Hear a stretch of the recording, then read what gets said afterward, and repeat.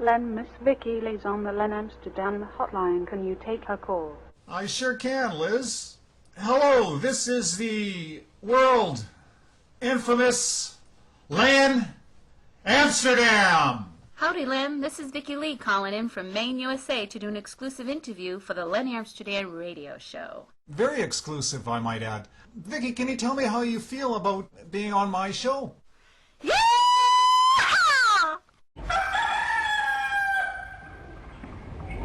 Good one, Vicki. That old rooster hasn't crowed in 10 years. How do you do that? It's this fresh country air that will do it every time. Vicki, can you tell us a little bit about your musical history? Well, Len, I was in chorus in high school and did a couple of solo acts. I really enjoyed music back then, but I got married and had children, and I didn't think I could do both, so I put music on the back burner. But in 1997, I entered Talent America and received Most Stage Presence, Best Personality, and Most Promising. This gave me my confidence, so I then started back into music again.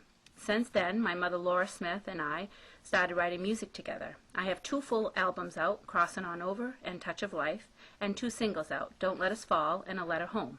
I have also performed as Vicki Lee and Company, which consisted of myself, my son Jimmy, and my mother Laura. And then I went out as a soloist for a few years. Then I went as part of a duet act, which we called ourselves Poppin' Country, and that was with a gentleman by the name of Stevie C. And now at the present I am back as a solo act, but also have just begun the beginning stages of starting my own band. I perform out at several campgrounds, nursing homes, and many other venues in my area. Who are some of your musical heroes? I would have to say Wynonna Judd has always had a big impact on me. I just loved her unique style, her bluesy voice, and the way that she always did her own thing. I truly admire that. I also am a big admirer of Patsy Cline, Tammy Wynette, Trick Pony, Bonnie Raitt, and Melissa Etheridge. Can you talk about some of your collaborative efforts? I have been fortunate enough to work with many talented artists. I am part of 3 compilation discs. One is America and Friends Salute, The Spirit of America, which is CD 1 and CD 2. I'm also part of Down East Country Music Association's compilation disc.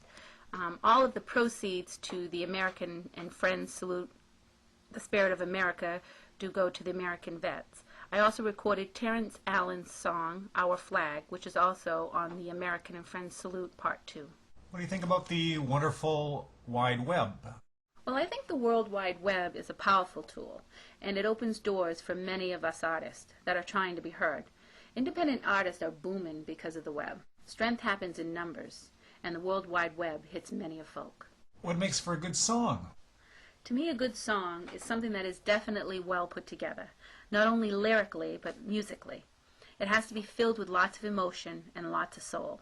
I love the bluesy, country, rockin' feel, especially the voice and emotion that will match it. You consider yourself a country artist? I'd have to say that I am not one genre. I have many sides to me. I am country, country rock, blues, pop, a little bit of rock. I'd have to say, I got the music in me, I got the music in me, I got the music in me. Hey, Vicki, that was fabulous. That deserves some canned applause. Okay, folks, give it up for Vicki, would you? Seems they really like it. Can you share some of your live performance experiences? Well, Len, I've got a couple of live performance stories to tell you. At one of my shows, which was held at a campground, I was singing the song Man, I Feel Like a Woman by Shania Twain. And the next thing I know, a man comes out of the audience dressed as a woman and starts to sing the song. Needless to say, I could not continue the song. I just started laughing and laughing, and everyone else in the room started laughing right along with me. Well, come to find out, this was all planned, not only by the gentleman, but by the whole audience. This next story touches my heart. I was performing at a nursing home, and at the end of the show, a gentleman comes up to me and says, "Do you want to know what the most beautiful thing in the world is?" And of course I said, "What?" And he said, "A woman who can speak with her eyes." And today I met one who can sing with them. Do you feel that your songwriting will bring you a big pot of gold?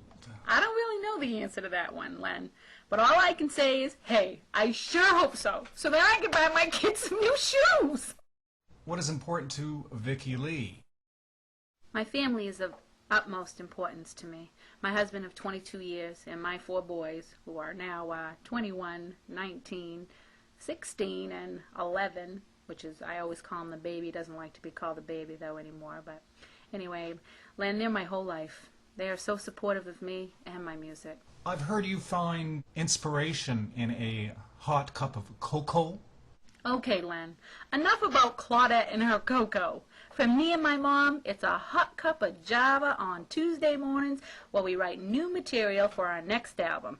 That's what I'm talking about. Well, I, for one, can't wait for your next batch of material. Anyways, that's a wrap. I'd just like to thank Vicki Lee for dropping in. Vicki Lee is on the top of my playlist and should be on yours, too. Well, Vicki, I'm going to let you take it out with a little comedy relief. Hey, Len, did you hear that rumor going around about Maine women only having 1 tooth?